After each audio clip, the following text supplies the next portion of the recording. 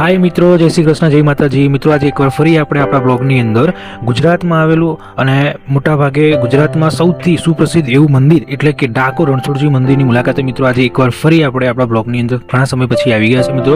મિત્રો આજે હું તમને ડાકોરમાં આવેલું રણછોડજી કૃષ્ણ ભગવાનનું જે મંદિર છે એની સંપૂર્ણ મુલાકાત મિત્રો કરાવવાનો છું। આજે રવિવાર છે, પૂનમ છે અને પૂનમના દિવસે મિત્રો તમે જોઈ શકો છો કેટલી વધારે માત્રામાં મિત્રો અહીંયા ભીડ આવેલી છે, જો લોકો આવેલા છે દર્શન કરવા માટે। અને અમે અહીંયા 1 કલાક મિત્રો ઊભા હતા, ત્યાર પછી અમારો નંબર મિત્રો અંદર મંદિરમાં દર્શન કરવા માટે લાગ્યો હતો। તમે જોઈ શકો છો મિત્રો કે કેટલા લોકો આજે રવિવારે પૂનમ ભરવા માટે મિત્રો ડાકોર રણછોડજી મંદિરે મિત્રો આવેલા હતા। તમે જોઈ શકો છો 1 કલાક અમારે વેઇટ કરવો પડ્યો હતો મિત્રો। હવે મિત્રો હું તમને મંદિરની અંદર લઈ જવાની તૈયારીમાં છું।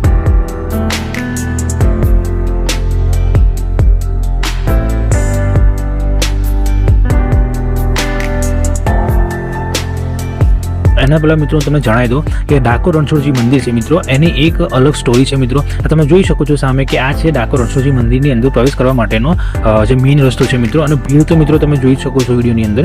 હવે મિત્રો હું તમને મંદિરની થોડી રિયલ સ્ટોરી જે છે મિત્રો તમને બતાવવા માગું છું કે કેવી રીતે ડાકોર રણછોડજી મંદિરની મિત્રો સ્થાપના થઈ અને કૃષ્ણ ભગવાન દ્વારકાથી ડાકોર કેમ આવ્યા। તો મિત્રો આ તમે જોઈ શકો છો એનો મેઇન ગેટને હું તમને મિત્રો હવે જો રિયલ સ્ટોરી જણાવવા માગું છું તો એ છે તો મિત્રો ડાકોરમાં એક બોડાણા નામનો કૃષ્ણ ભગવાન બહુ જ માનીતો એવો ભક્ત હતો કે જે દર વર્ષે ચાલીને દ્વારકા કૃષ્ણ ભગવાનના દર્શન કરવા માટે મિત્રો જતો હતો। એની શ્રદ્ધા અને એનો વિશ્વાસ ભગવાન પર મિત્રો એટલો બધો હતો કે એક વખત કૃષ્ણ ભગવાનને પોતે એમ થયું કે બોડાણા તું વર્ષમાં દર વખતે ચાલીને મારે ત્યાં દ્વારકા આવે છે, પણ હવે હું તારી ભક્તિથી પ્રસન્ન થયો છું અને હું હવે તારી સાથે તારા દ્વારકામાં મિત્રો દ્વારકાથી ડાકોર આવવા માટે મિત્રો માગું છું। તો મિત્રો આ તમે જોઈ શકો છો મિત્રો આ છે ડાકોર રણછોડજી મંદિરનો મેઇન ગેટ અને અમે ઓલમોસ્ટ મિત્રો મંદિરની ખૂબ નજીક ને મૂર્તિના દર્શન કરવાની ખૂબ નજીક મિત્રો આવી ગયેલા છે। તમે જોઈ શકો છો અને બહુ જ ભીડ હતી મિત્રો, બહુ ધક્કામુક્કી થતી હતી, છતાં પણ તમારા માટે વિડીયો મેં ઉતાર્યો છે। આ તમે જોઈ શકો છો આ છે મેઇન મંદિર રણછોડજી ડાકોર જે સફેદ આરસપાળના પથ્થરથી મિત્રો બનેલું છે, તમે જોઈ શકો છો। અને હજુ તમે થોડી વેઇટ કરજો, રાહ જોજો, વિડીયો એન્ડ સુધી જરૂરથી જોજો તો તમને આજે રણછોડજી ભગવાનના લાઈવ દર્શન મિત્રો હું કરાવવાનો છું।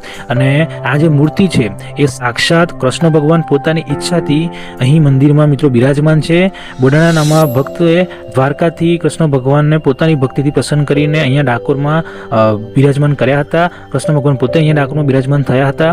એવી કહાની છે કે મિત્રો સોનાના જે ત્રાજવાથી જોખવામાં આવ્યા હતા અને કન્ડિશન મિત્રો એવી કરવામાં આવી હતી દ્વારકાના પૂજારીઓ દ્વારા કે અમારા ભગવાનને અમે એમને નહીં લઈ જવા દઈએ, અમે ત્યારે જ લઈ જવા દઈશું કે જ્યારે તું એક બાજુ ભગવાનની મૂર્તિ રાખે અને બીજી બાજુ એટલું સોનું જોખીને અમને આપે। તો મિત્રો જ્યારે ભગવાનની ઈચ્છા જો આવવાની હોય ડાકોરમાં તો મિત્રો એવી લીલા સર્જાઈ હતી કે બોડાણા એક ગરીબ વ્યક્તિ હતો, એની પાસે થોડું ઘણું સોનું હતું પણ એક મૂર્તિના વજન જેટલું સોનું હતું નહીં, પણ એક ત્રાજવાની જ્યારે એક બાજુ ભગવાનની મૂર્તિ રાખવામાં આવી અને બીજી બાજુ જ્યારે બોડાણાની પાસે એક થોડું ઘણું જે સોનું હતું એ મૂકવામાં આવ્યું તો એવું કહેવામાં આવે છે કે મૂર્તિ આપોઆપ મિત્રો એ સોનાના વજન જેટલી થઈ ગઈ અને ભગવાન આ ત્યારથી ડાકોરમાં આજ સુધી બિરાજમાન છે।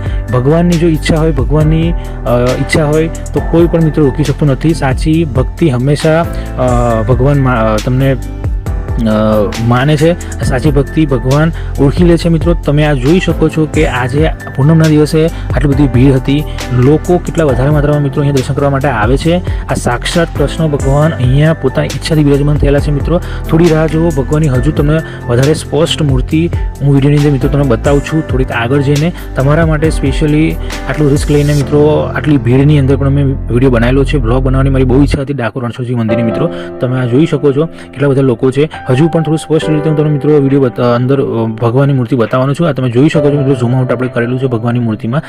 સાક્ષાત રણછોડજી ભગવાન કૃષ્ણ ભગવાનના દર્શન મિત્રો કરી લેજો અને જય રણછોડરાય એક જરૂરથી મિત્રો વિડીયોની અંદર લખી દેજો। અને આ છે મિત્રો મંદિરના અંદરનો ઘુમ્મટનો વિસ્તાર જે બહુ સરસ છે।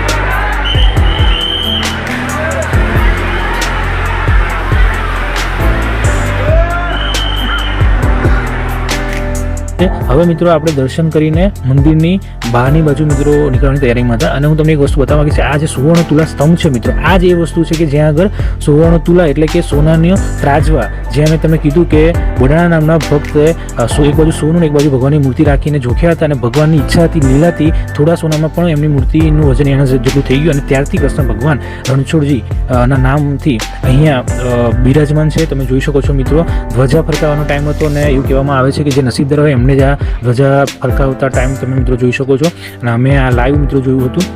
હવે મિત્રો આપણે ત્યાંથી રણછોડજી ભગવાનની જે મેં તમને લીલા કીધી કે રણછોડજી ભગવાન કેવી રીતે બિરાજમાન થયા છે ડાકોરની અંદર, અને હવે મિત્રો રણછોડજી ભગવાનની એક બાજુ આપણે મેં કીધું એમ કે સોનું જોખવામાં આવ્યું હતું. તો સોનું એટલે મિત્રો આપણે કહી શકીએ કે લક્ષ્મી માતા. તો એની થોડીક આગળ મિત્રો પાછળની બાજુની સાઈડ આ બધા તમે જે લોકો જાય છે તમે જોઈ શકો છો મિત્રો, એ બધા જાય છે લક્ષ્મીજીના મંદિરે, કેમ કે સોનું એટલે મિત્રો લક્ષ્મી થયું અને જો લક્ષ્મી દેવીની ઈચ્છા હોય તો જ મિત્રો આ બધી વસ્તુ પોસિબલ થઈ હશે. તો મિત્રો એક બીજું મંદિર છે લક્ષ્મીજીનું, એ ત્યાં મંદિર પણ એની એક્ઝેક્ટ બાજુમાં તમે જોઈ શકો છો કે આપણે એન્ટ્રી લઈ લીધી છે અને એ મંદિરના દર્શન પણ મિત્રો તમને કરાવું છું. તેમની મૂર્તિ અને એમના દર્શન મિત્રો જરૂરથી તમે કરી લેજો. આપણા આખા બ્લોગની અંદર મિત્રો તમને હું સંપૂર્ણ માહિતી આપવા માગું છું અને આ વિડીયો તમને 2/1/2026ની પૂનમનો દિવસનો છે, એટલે તમે જોઈ શકો છો કે રિસેન્ટલી જો તમે આ વિડીયો મારો જોવો છો તો એ અત્યારે હાલનો વિડીયો છે મિત્રો. આ બધી વસ્તુ ઓરિજિનલ છે, કોઈ જૂનો વિડીયો નથી. અને આ છે મિત્રો શ્રી લક્ષ્મીજી મંદિર, તમે જોઈ શકો છો મિત્રો. તો મિત્રો આ જ વસ્તુ મારે તમને વિડીયોની અંદર બતાવી હતી. હજુ પણ મિત્રો એક ખાસ મહત્વનો પોઈન્ટ રહ્યો છે, આ એનો ઘુમ્મટ છે અને એક મહત્વનો પોઈન્ટ મિત્રો, એક મહત્વનું પ્લેસ છે જે ડાકોરની અંદર મંદિરની એક્ઝેક્ટ બાજુમાં છે, એ છે મિત્રો ગોમતી તળાવ. અને ત્યાં આગળ સરસ ફોટો શૂટ માટે અને ફરવા માટે ફેમિલી સાથે આવવા માટે ટાઈમ સ્પેન્ડ કરવા બહુ બેસ્ટ પ્લેસ છે. હું તમને થોડી વારની અંદર ગોમતી જે પ્લેસ છે ત્યાં આગળ લઈ જાઉં છું મિત્રો, ગોમતી ઘાટ. તમે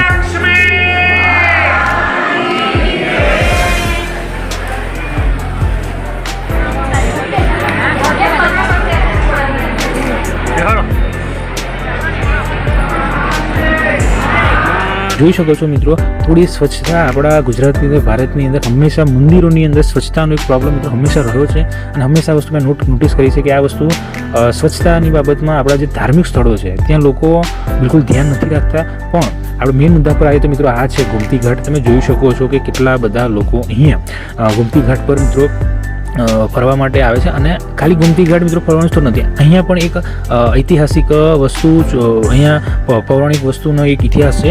ઇતિહાસ એવો છે કે મિત્રો જે રણછોડજી ભગવાન જ્યારે આવ્યા હતા તો અહીંયા જે સામે તમને મંદિર દેખાય છે મિત્રો, ત્યાં આગળ એમની જે પાદુકા એટલે કે ચંપલ છે એ હું તમને વિડીયોની અંદર મિત્રો આગળ બતાવું છું, જરૂરથી જોજો વિડીયોની અંદર કમ્પ્લીટ. ત્યાં આગળ જે પાદુકા એમને ચંપલ મિત્રો મૂકેલા છે એ ત્યાં આગળ છે, સંતાડવામાં આવ્યા હતા. સૌપ્રથમ આ તમે જોઈ શકો કે રણછોડજીની ચરણ પાદુકા ત્યાં આગળ મિત્રો મૂકવામાં આવી છે અને લોકો ત્યાં પણ દર્શન કરે છે. એક્ઝેક્ટ ગોમતી ઘાટ છે એની સેન્ટરમાં છે મિત્રો.